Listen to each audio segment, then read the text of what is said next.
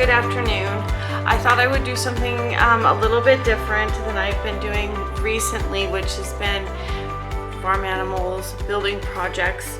My friend Jessica, who's staying with us, sometimes you'll see her in different times on video.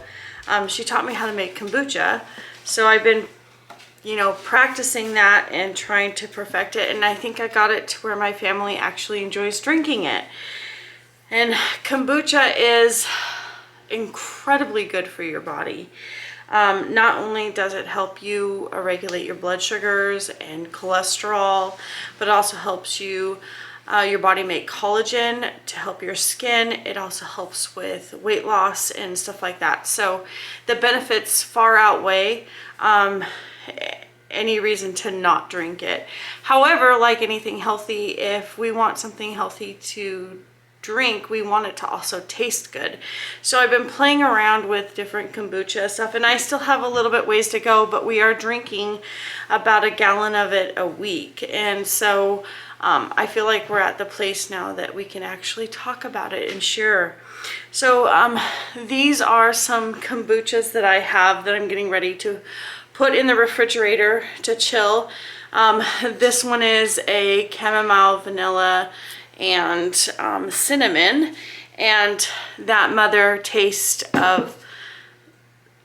more like that. And then this one is a berry mix, and it has the black tea as well as different types of berries. So normally I use like an English breakfast black tea, but I ran out because we make so much kombucha. So I have this black tea right here that you can see here, and quite a bit goes into each of these. So these are half-gallon jars that I'm using, and we're gonna go from there. So basically I printed this offline. It's not mine, I didn't make it, but at 7 days of fermenting it turns into this anise, and I'm not pronouncing it right, I don't think, but it anise fermenting stage, and that's at 7 days. And I usually harvest between 7 and 10 days, which the vitamins B2 and C are present.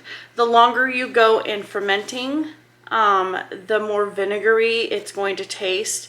But my family, we're at the 7 to 10 days. I would like us to gradually increase that, which we'll work on our own health goals in doing. But I thought I would share delicious kombucha recipes with you, and where we're at in the process and what those stages do for our bodies.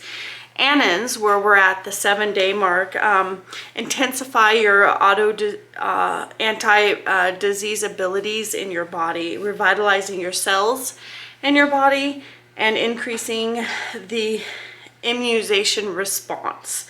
That's the proteins that are present in your immune system, and they do a great job just keeping you healthy and resisting infection. The vitamin B2 helps with your body to convert food carbohydrates into fuel glucose, which is used to produce energy. So that's where we're at with that, and it helps your body metabolize fats better. And then this vitamin C, which that is in this day mark here, helps your body make collagen and important proteins to help make your skin look better, and your blood vessels to have more elasticity, and your tendons to recover from any sort of wounds, etc.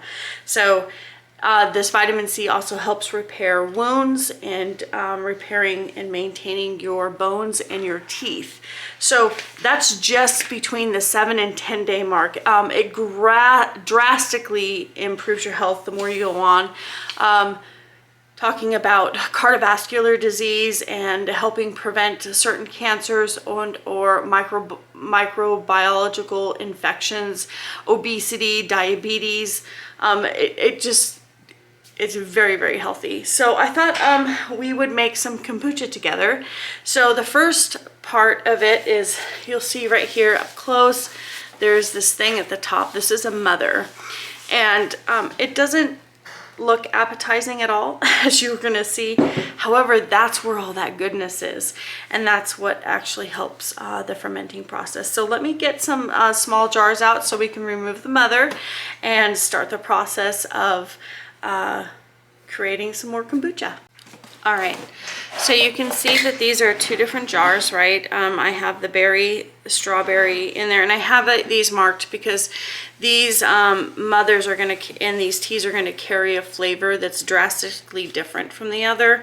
This gives us a couple more options of stuff to drink that are both healthy alternatives to then juice and or soda, and also not mixing those two together. So in the fermenting process, I just have a piece of paper towel that goes over the top to prevent anything from falling in there. And I usually store it in my canning cupboard to the right of me. But this is a really beautiful mother, if you can see that. Look at that. So I'm going to take that out, and I've washed my hands, so here's a little jar. And so what I do is I take this little tiny it's just like 1.5 cups jar, mason jar, little jar thing, and I put the mother in there, and then I fill it up to the top, or to this mark right here, and I fill it up with kombucha that's already made out of this, because we'll transfer that into the new jar of what we're making. Now I'm always going to keep a berry one going because my family likes that the most, and right now I'm slowly moving our family over into a better way of eating. So this is the kombucha. So how you get a kombucha started is you take a black tea, okay, and the reason why it needs to be black tea is because kombucha feeds off of the tannins. So you're going to see here, I'm going to move this under here. This has different layers. So I can essentially take this layer off and start a whole nother one, but you can peel them off from each other. Now you don't want to do it too many times. You want this to get nice and thick, but this one essentially I could tear this layer off and start another batch of kombucha that's totally different. So anyway, that's how those are. So you basically let tea ferment like a dark tea with some sugar in it, because it takes sugar to create that fermenting process. And then you put it in a dark place at room temperature. So we're going to dump this in here, because this is going to help kickstart our next batch of kombucha. Okay, and that's the strawberry one. So I'm going to set this aside because we're actually going to put that in the refrigerator soon. And then this one, I need to wash my hands so I don't mix them up. Here, hold on one second. Okay, I've had to wash my hands because I don't want to mix them together. All right, so this one is chamomile, vanilla, and cinnamon. So this kombucha here was just originally started with a chai, did a chai tea one, which is why this is so good in this one. But this is a beautiful, beautiful mother here. And so this top is a new added part to the mother. But look at the layers in that. Isn't that gorgeous? Look at that. So essentially I could split this several times and make several more kombuchas, but I'm just going to leave this because this is going to be beautiful. So anyway, and then I'm going to do like the same thing that I did with the other.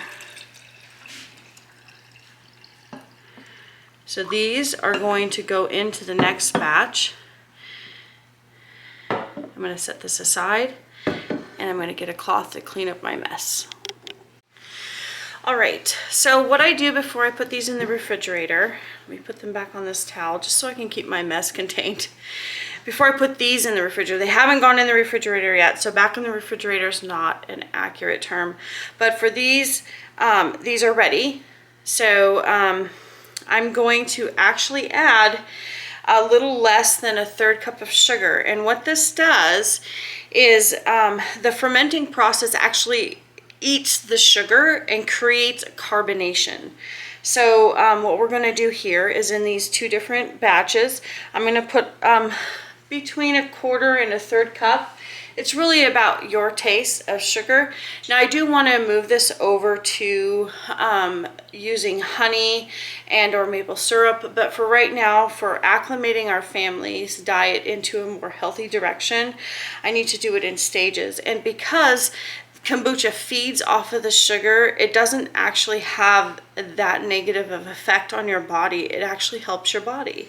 So I just take about that much sugar. It's not quite a third, right, but a little over a quarter cup.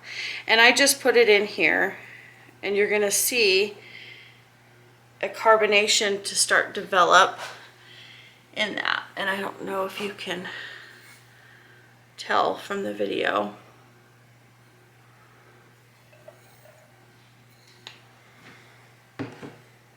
But you can see how it's turning white on the top.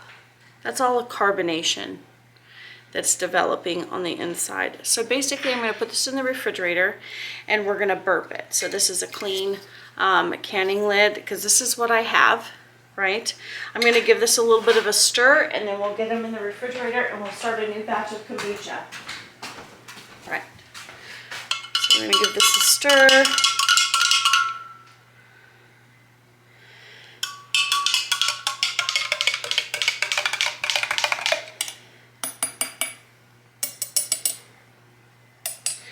So today what I'm going to do with these is I'm going to take some strawberries and some peaches. I have just some, you know, sliced frozen peaches and then some frozen strawberries here, right there. And they're nothing fancy, they're just what I have, so I'm not going to make it too complicated.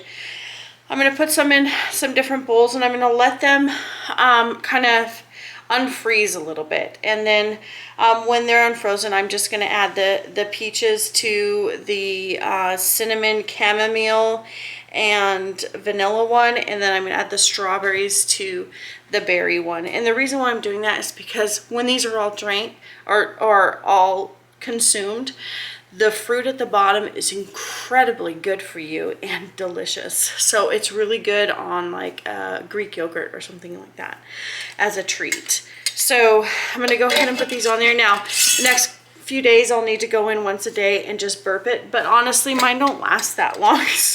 So these will be gone by next week, most likely. So I'm going to go ahead and put these in the refrigerator and we'll start our new batch.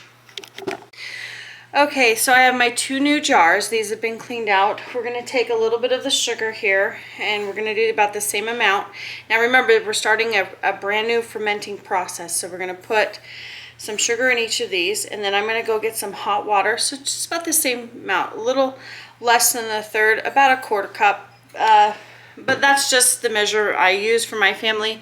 I'm trying to reduce the amount of sugar that we're putting in our body, even though this eats the sugars and it's super, super good for you. I want us to have a healthier sugar, and so I'm trying to slowly transition our family.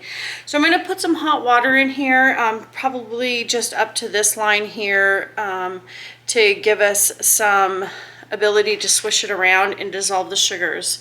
What we want to do is dissolve the sugar before we put the tea bags in, so that when we do put the tea bags in, we're not stirring things around and break any tea bags open. So let me get these filled up with some hot water, get the sugar dissolving, which won't take long, and we're going to start making our kombucha.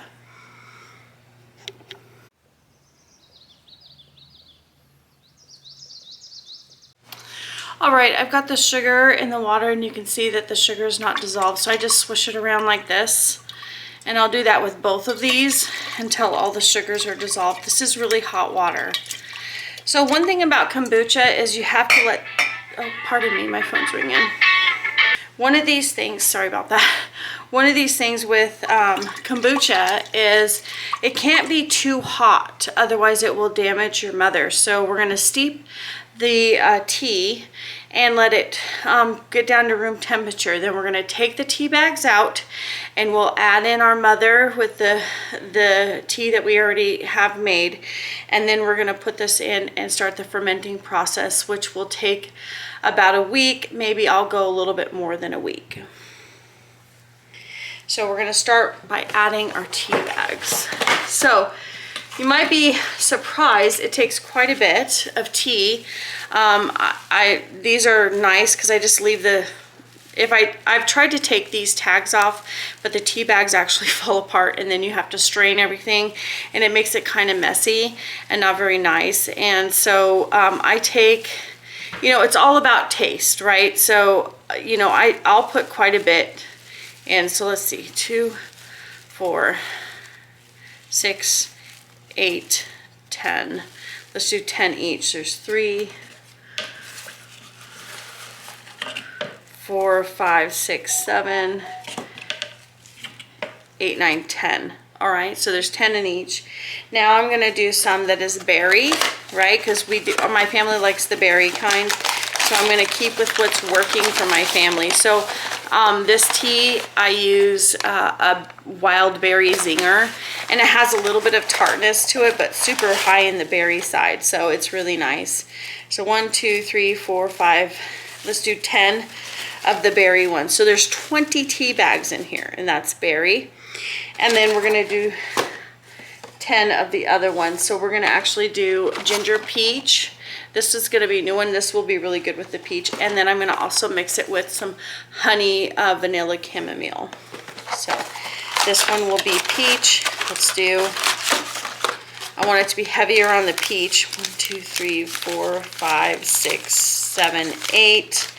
And then we're gonna do, let's do about 5 of the chamomile, because I really like the pleasantness of chamomile. 1, 2, 3, 4, 5. Chamomile tea has a way of just, you know, bringing you home in your heart, if that's a term that I can use for chamomile. So we'll put all of these ones in. The ginger peach, I think this will be good. I think I will mix up some peaches, and I will put them in there when it's time. So I'm going to open up these.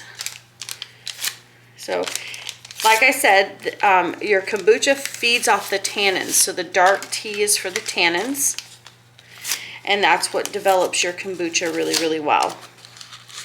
And that's what gets a really healthy ferment on there. Otherwise, it takes a long time to do it. All right. I'm going to go ahead and fill these with warm water, and then we're going to put these lids back on them with the paper towels, and we're going to let them steep for a little bit. I'm going to label them so I know what they are. And then the little jars here that I have the kombucha in, I'm actually going to put a small mason jar lid on there so that they can just rest and be ready to mix with our tea later on today.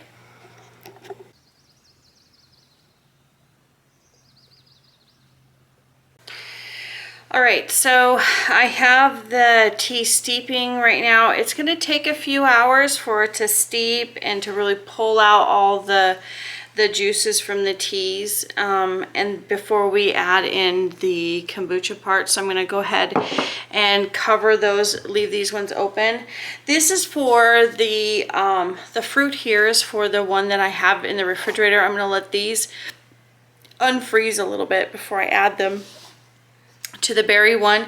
And then I have some frozen peaches that I'm going to add to the non-berry one that's in the refrigerator. So anyway, this is how you make kombucha. Now, if you don't have a mother to start with, which is the question I had, is how do you get a mother? Just take a little jar like this and put like 3 or 4 black tea bags in it with some hot water. Pull all of those dark, rich tannins out of the tea, and you're gonna let it ferment. Just put a little paper towel over the top of it. Put it in a dark, you know, room temperature cabinet so not a lot of light gets to it, and let it grow this mother that's on top. And as it forms, you're essentially making vinegar. And you're not going to drink that vinegar, but I want you to not throw it out either, because that will be what starts your first batch of kombucha. Your first batch of kombucha will, without an established mother, a really good one, might take longer than a week. It might take a couple of weeks to really develop that film that goes over the top, and you want it to be a nice layer. And then of course you take it out just like I did with the other ones, and then you repeat that process over and over and over as long as you want to drink it and stuff. And as you can tell, each of the kombuchas carry different colors based off of what you have for teas, right? So you want to kind of keep your different flavors that you end up doing with different teas separate from the other ones. So you want your berries with your berries, or your chamomiles and cinnamons, and more earthy like chais with chais. But you can do like lemon, and you can do a peppermint if you are trying to aid in stomach problems and stuff. Sometimes having a peppermint in there would be good. Making a sleepy time, if you have little ones that struggle getting to bed and they want something to drink before they go to bed, make them a peppermint and a sleepy, not a peppermint, but a sleepy time kombucha that you can add a little bit of tonic water to.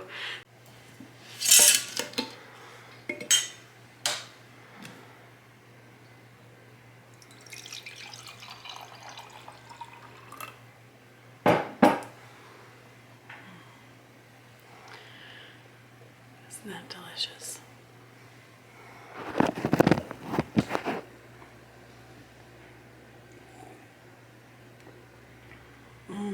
It's delicious. Then I take some tonic water or club soda. So it does have a fizziness to it, but I like a little bit more. And it never lasts long enough to really ferment an extra amount of time, but I'm gonna go ahead and add some club soda to mine to add that extra fizz. Bon appetit.